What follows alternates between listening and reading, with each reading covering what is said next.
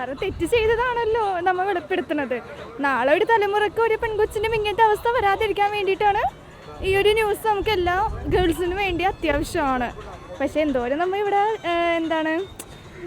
വെളിപ്പെടുത്തിയാലും എല്ലാ സൊസൈറ്റിയിലും ഇങ്ങനത്തെ ഒരു ഇതുള്ളതുകൊണ്ട് നമുക്കൊന്നും ചെയ്യാൻ പറ്റില്ല.